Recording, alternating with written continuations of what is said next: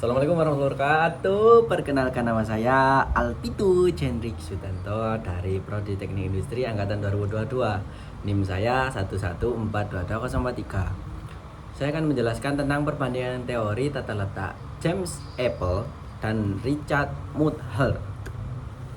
Teori tata letak James Apple yaitu definisinya, teori tata letak menurut James Apple adalah pendekatan sistematis untuk merancang dan penyusunan tata letak fasilitas produksi yang efisien dengan mempertimbangkan urutan proses kerja, alur bahan material, serta penggunaan ruang kerja. Tujuannya adalah mengurangi waktu proses dan perpindahan material dalam sistem produksi. Tujuannya untuk mengurangi waktu proses dan perpindahan material. Catat dalam sistem produksi.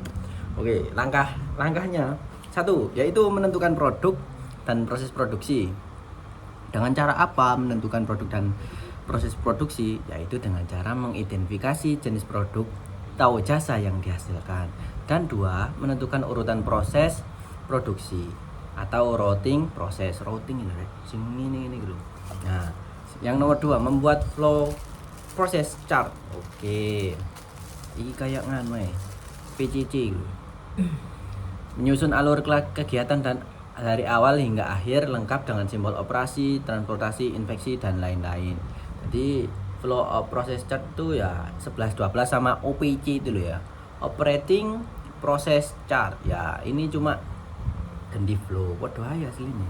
3. Menganalisis kebutuhan ruang. Gimana caranya?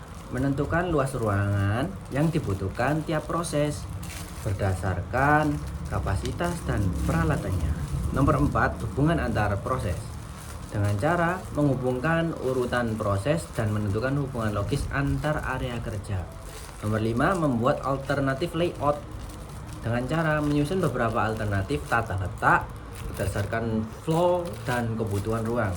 Nomor 6, evaluasi dan pemilihan layout terbaik. Jadi itu udah disarankan emang kalau mau produksi itu kan direncanakan, cuma ya hasilnya itu pasti dievaluasi mana yang terbaik, itu yang diambil terus untuk meningkatkan ya begitu.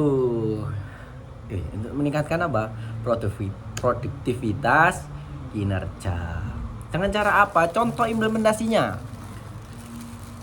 Kalau teori dari James Apple ini sangat cocok untuk proses produksi yang tetap atau berurutan seperti pabrik manufaktur. Nah, lek jasa gak cocok soalnya gak berurutan kadang kan. Morono ada lagi digunakan dalam sistem industri yang menekankan efisiensi, hemat produksi seperti otomotif, elektronik ya, dan lain-lainnya. Nomor 3, biasanya menghasilkan layout tipe proses layout atau produk layout tergantung kebutuhan. Oke, lanjut dari teori James Apple ke teori tata letak Richard Mudhar. Yaitu Richard Mudhar mengembangkan metode systematic layout planning atau biasa disingkat SLP. Kalau SPL kan sepele, yaitu metode perencanaan tata letak yang menekankan hubungan fungsional antar area kerja atau departemen serta penggunaan alat bantu visual seperti rail chart dan diagram hubungan. Nah, ini saya belum mempelajari ya guys ya. Kalau ini ya tanya guru saya aja. Langkah-langkahnya. Satu, ya pasti ini mengumpulkan datanya dikumpulkan. Kalau sudah dikumpulkan baru dieksekusi. Data apa? Informasi tentang produk, proses, penjualan, dan kebutuhan ruangan. Nomor 2, realisasi shift chart atau yang disebut rail chart, menentukan tingkat kepentingan antar aktivitas menggunakan kode. Oh, ini. Jadi chartnya itu digunakan kode misal A, absolute necessary, E, especially important, I, important, kepentingan oke, ordinary, O untuk ordinary closeness oke, U untuk unimportant, jadi gak pada penting ya, X untuk undesirable, gagalan. Oke. Nomor 3, membuat activity relationship diagram. Diagram visual menunjukkan hubungan kedekatan antara aktivitas berdasarkan real chart. 4. Membuat space relationship diagram, menggabungkan kebutuhan ruangan dan kedekatan aktivitas. Contohnya, enggak ada lagi Mas ya.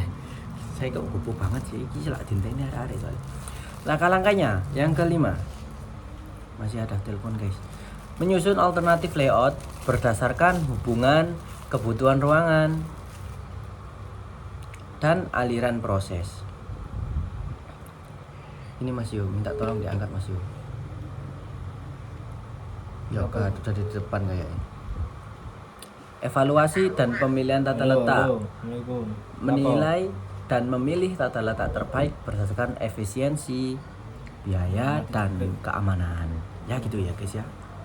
Contoh implementasinya, teori Richard Mutahari ini sangat cocok digunakan untuk seperti rumah sakit, karena rumah sakit kan banyak departemennya, banyak sistem informasinya juga. Terus yang kedua bandara. Nah bandara kan karena departemennya juga banyak. 3. Gedung perkantoran. 4.